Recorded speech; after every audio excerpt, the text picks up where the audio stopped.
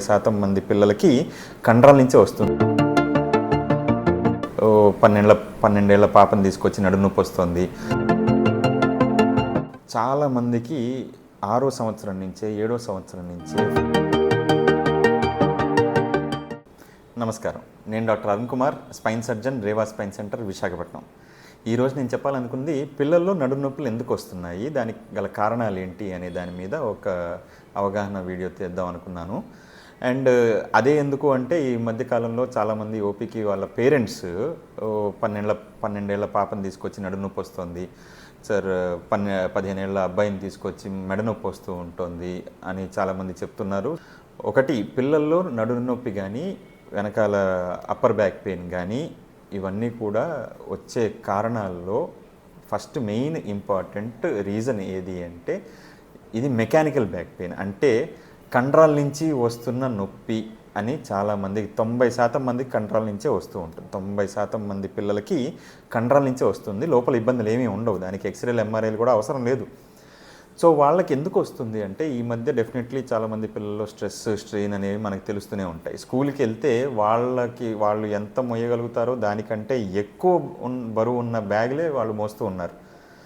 నా చిన్నప్పుడు చూస్తే కనుక ఆల్మోస్ట్ పెద్ద పెద్ద గోను సంచులు లాంటి బ్యాగులు ఉండేవి, అంతంత పెద్ద పెద్ద బ్యాగులు వేసుకుని వెళ్ళేవాడిని. అండ్ టిఫిన్ బాక్సుల్లో కూడా బుక్కులు పట్టుకుని వెళ్ళేవాడిని. టిఫిన్ బాక్స్ ఇంత పెట్టుకుని మిగతా స్పేస్ అంతా బుక్కులతో నింపుకుని వెళ్ళేవాడిని. అంత పిచ్చిగా చేసేవాడిని. అది ఖచ్చితంగా మంచిది కాదని మాత్రం చెప్తాను. అది నాకు ఇప్పుడు అర్థమైంది, అప్పుడు అర్థమయ్యేది కాదు. సో ఎప్పుడైనా సరే మనం ఎంతవరకు మొయ్యగలుగుతామో దానికంటే ఎక్కువ బరువు ఉన్న స్కూల్ బ్యాగ్ ఎప్పుడైతే మోస్తామో డెఫినెట్లీ కండరాల్లో ఇబ్బంది వస్తూ ఉంటుంది. డెఫినెట్లీ నడుము నొప్పులు వచ్చే అవకాశం ఎక్కువగా ఉంటూ ఉంటుంది. సో పిల్లలకి, పేరెంట్స్కి ఓ చిన్న వీడియో కూడా తీసినట్టున్నాను. సో అప్పుడు కూడా ఇదే చెప్పాను. సో కొంచెం స్కూల్ బ్యాగ్ వెయిట్ని నియంత్రించే లాగా పేరెంట్స్ వ్యవహరించాలని మాత్రం చెప్తూ ఉంటాను. రెండో రీజను, చాలామందికి 6వ సంవత్సరం నుంచే 7వ సంవత్సరం నుంచే ఫోన్లు బాగా అలవాటైపోయాయి. స్మార్ట్ ఫోన్స్ చాలా బాగా అలవాటైపోయాయి. అండ్ వీడియో గేమ్స్ కూడా ఫోనుల్లోనే ఆడుతున్నారు, టీవీల్లో కూడా కాదు, ఫోనుల్లోనే ఆడుతున్నారు. సో ఒక టీనేజర్ కనుక మెడ నొప్పితో వస్తున్నారంటే ఫస్ట్ నేను అడిగే క్వశ్చన్ అదే, మీరు ఫోన్ ఎంతసేపు వాడతారు, ఏ గేములు వాడతారు? ఆ ఫోన్ తీసుకుని అసలు గేమ్స్ ఏమున్నాయని చూస్తే ఉంటాయి, పబ్జీలు, గిబ్జీలు ఇవన్నీ ఉంటూ ఉంటాయి. అండ్ కంటిన్యూస్గా ఆడుతూనే ఉంటారు. వాళ్ళ పేరెంట్స్ చెప్తూనే ఉంటారు, కంప్లైంట్ చేస్తూనే ఉంటారు. ఆడడం తప్పు కాదు, నేను కాదు అన్ను.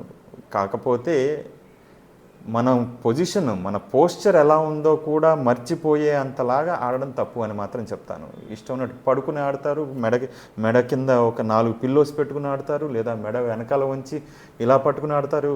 అలా కంటిన్యూస్గా ఒకే పొజిషన్లో అలా ఉండిపోయి కంటిన్యూస్గా ఆడేస్తూ ఉంటారు. వాటి వల్ల నొప్పులు కూడా ఎక్కువగా పెరుగుతూ ఉంటాయి. సో మోస్ట్ కామన్ రీజన్స్ ఎప్పుడు కూడా ఇవే ఉంటూ ఉంటాయి. ఈ మెకానికల్ బ్యాక్ పెయిన్స్ 90% వరకు ఇవే ఉంటూ ఉంటాయి. ఇవి కాకుండా ఇంకేమన్నా ఉంటాయా అంటే, సరే మనం ఈ మెకానికల్ బ్యాక్ పెయిన్సే అనుకుని, కండరాల నొప్పులే అనుకుని చిన్న మందులు, ఒక 4-5 రోజులు మెడికేషన్స్, ఒక 4-5 రోజులు ఫిజియోథెరపీతో మనకి తగ్గిపోతుంది అనుకుంటే ఇంకేమీ చేయాల్సిన అవసరం లేదు, దానివల్లే వచ్చింది అని మాత్రం చెప్పచ్చు. కానీ అలా కాకుండా మనకి ఇవి వాడుతున్నా సరే తగ్గట్లేదు, కొంచెం ఏదో అనిపిస్తుంది అని, ఇంకా డీప్గా ఏదో ఇష్యూ ఉంది అనిపిస్తుంది అనుకుంటే కనుక నెక్స్ట్ వచ్చే రీజన్స్ ఏవైతే ఉంటాయో, ఎముకల్లో చిన్నపిల్లలకి కొంతమందికి ఈ వెన్ను అనేది ముందుగా చూస్తే స్ట్రైట్గా కనిపించాలి. కానీ కొంతమంది పిల్లలకి, టీనేజర్స్లో వెన్ను అనేది కొంచెం సైడ్కి బెండ్ అవుతూ ఉంటుంది. దాన్ని స్కోలియోసిస్ అంటూ ఉంటాం. ఇదొక రీజన్ అయ్యే అవకాశం ఉంటూ ఉంటుంది. అది ఎక్స్రేలో మనకు తెలుస్తూ ఉంటుంది. అండ్ చాలా వరకు మాత్రం ఇవన్నీ రేరెస్ట్ ఆఫ్ ది రీజన్స్, వాటి గురించి సపరేట్ వేరే వీడియోలో చెప్తాను. కానీ మెయిన్ పిల్లలకు వచ్చే నడుము నొప్పి మాత్రం 90% కారణాలు స్కూల్ బ్యాగులు, మీరు ఆడే గేములు, వీడియో గేములు, ఫోనుల్లో ఎక్కువసేపు చూడడం వల్ల అని మాత్రం చెప్పగలుగుతాను. నమస్కారం.